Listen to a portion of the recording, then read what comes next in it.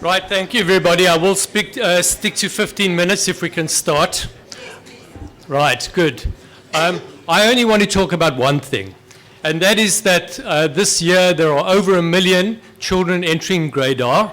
In 13 years' time, fewer than 500,000 will complete school, and of those, about 200,000 will fail.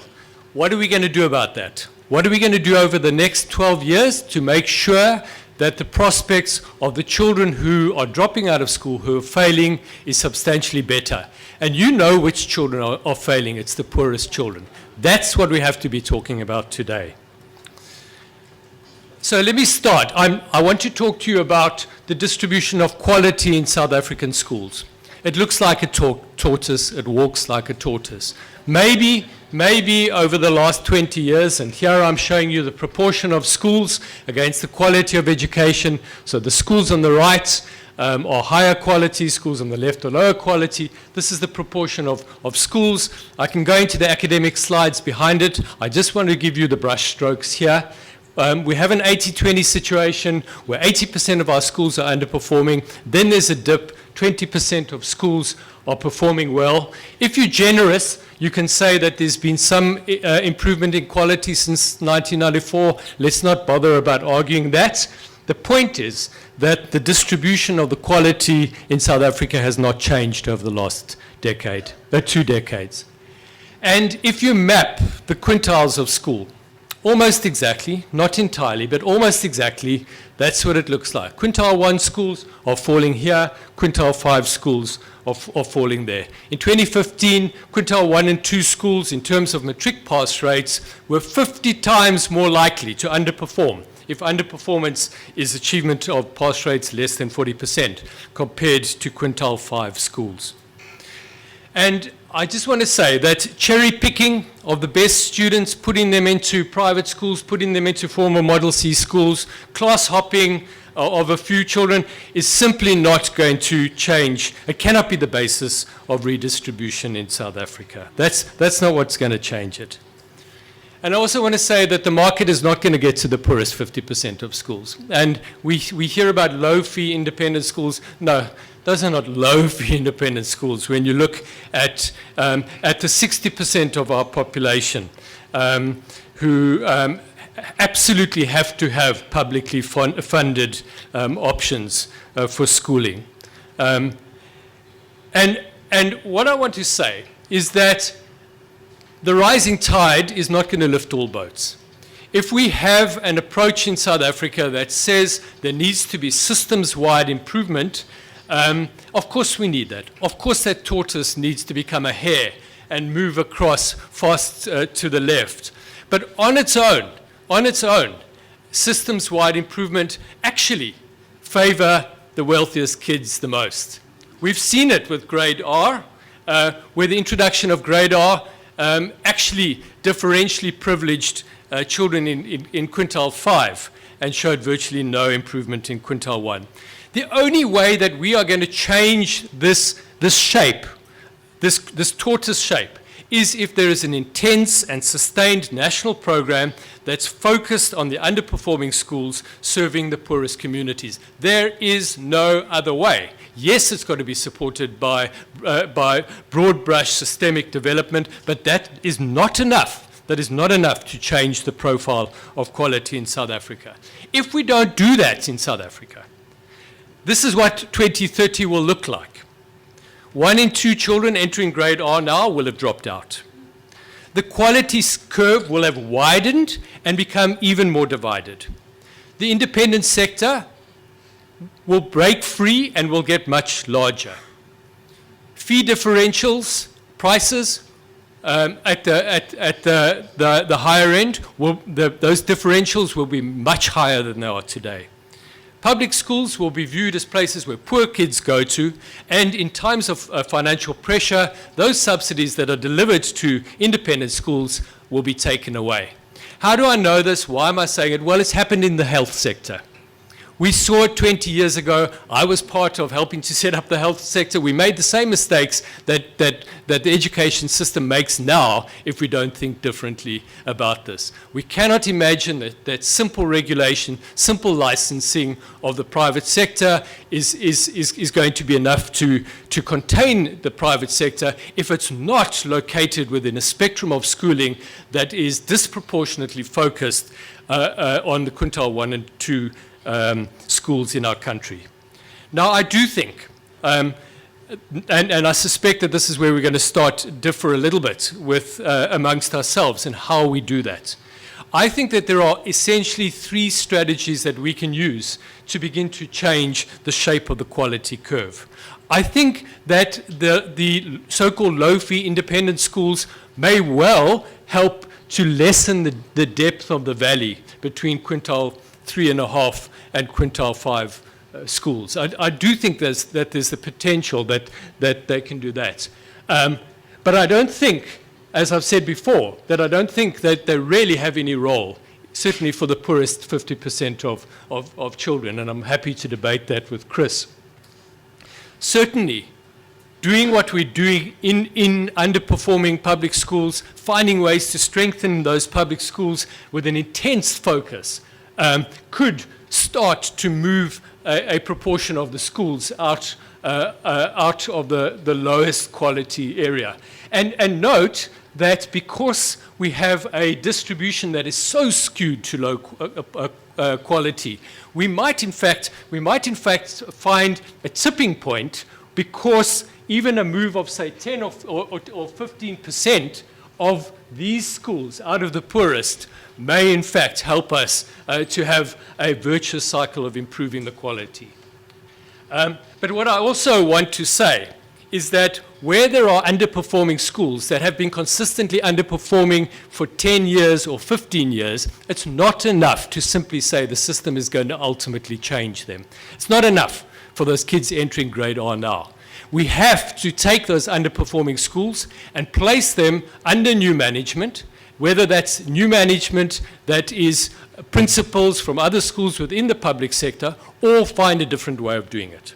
And that's what I would like to talk to you about.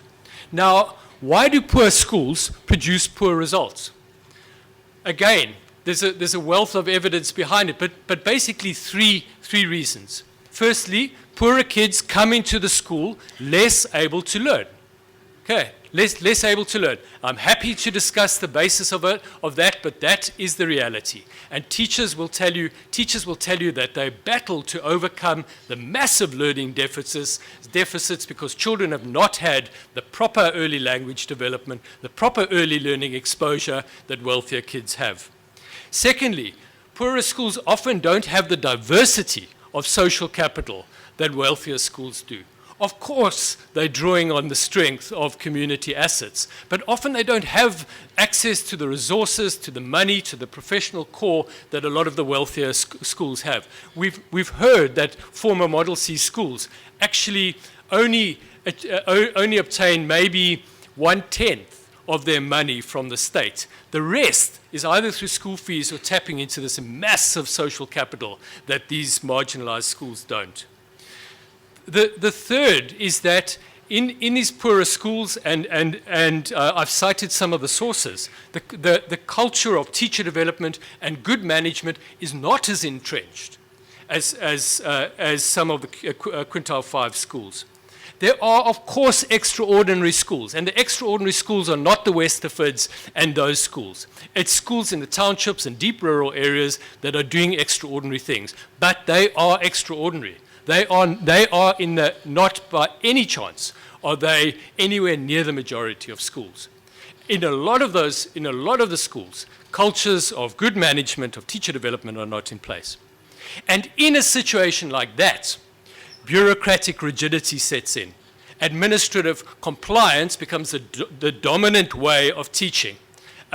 The rigidity of the system is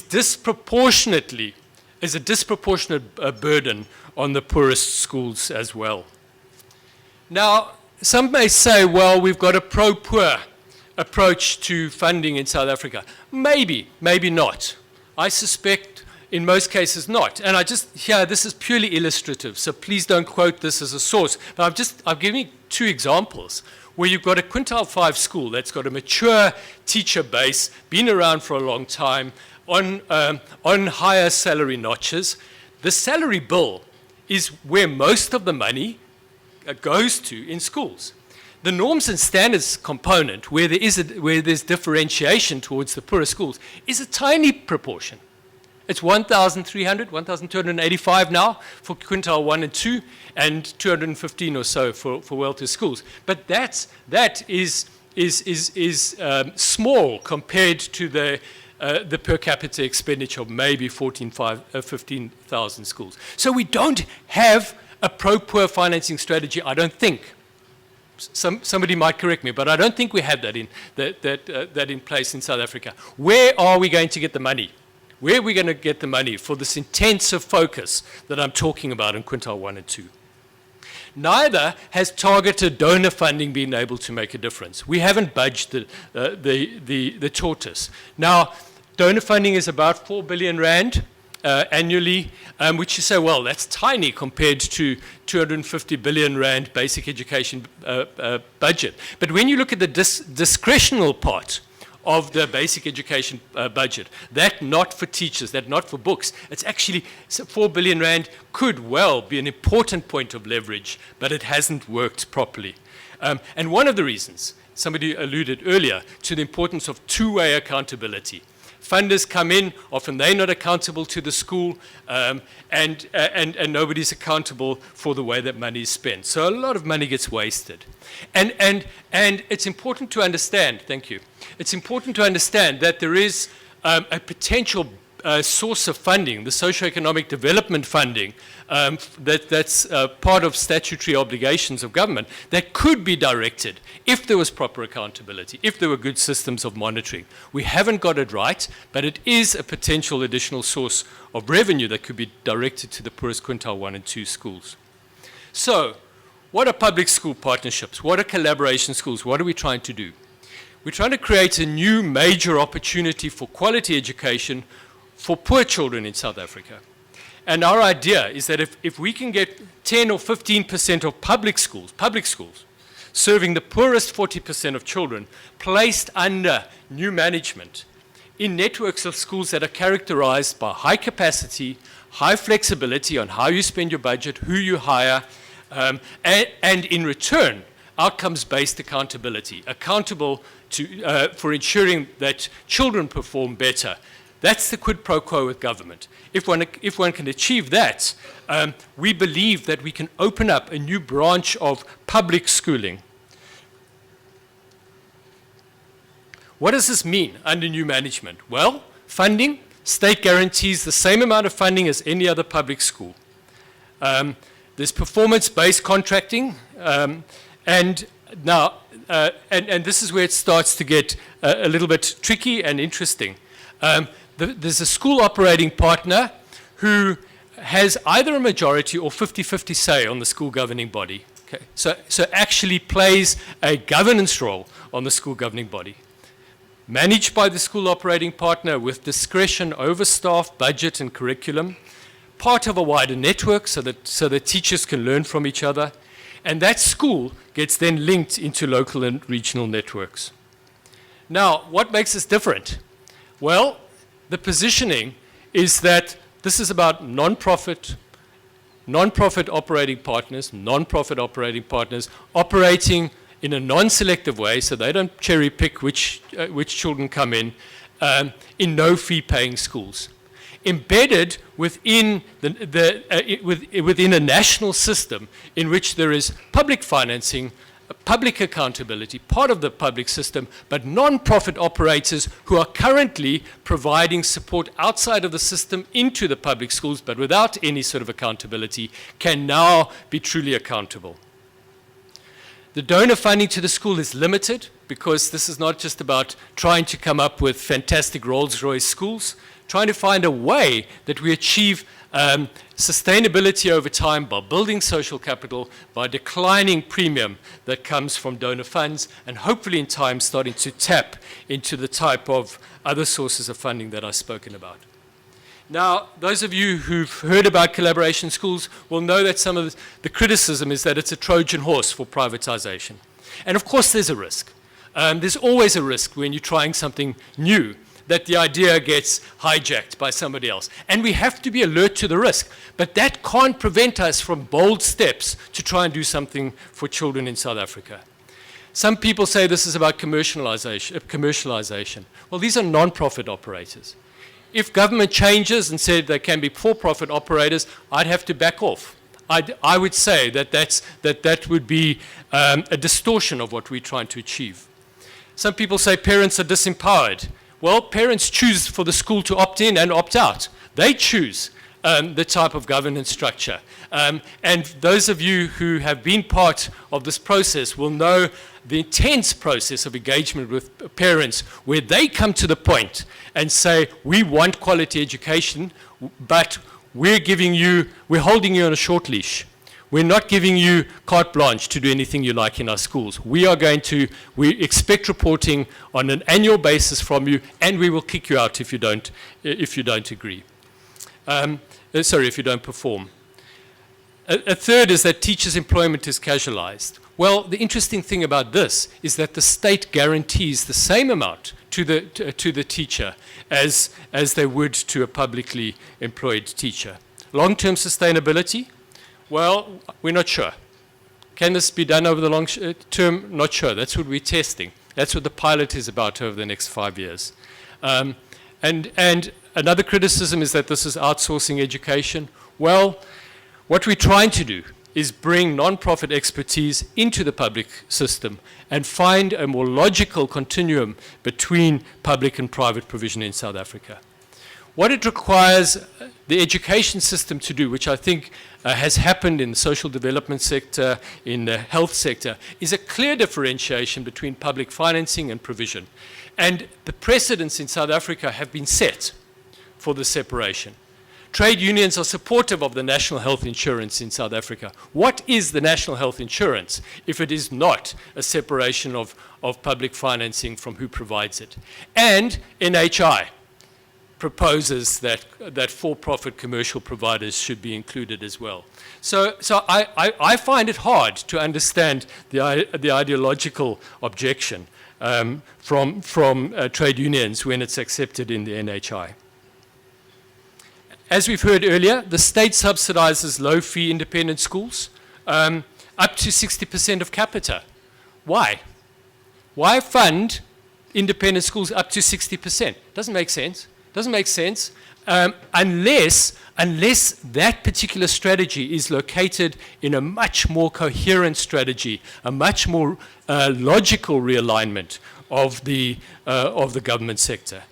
And this is what I propose, is that if the state, whose mandate is to ensure the provision of basic education, if that's their role, and if they are ensuring that provision either through direct provision or through providing funding and subsidies, that must be part of the government system. That must be part of the government system. We can't simply be saying independent schools report to government. Because, as I said, when push comes to shove in 10 years' time, when there's a financial crisis, the first people to lose out will be children in subsidized independent schools. We've seen it already in KZN. We have to ensure that it's properly located in a policy framework. Thank you very much for your time.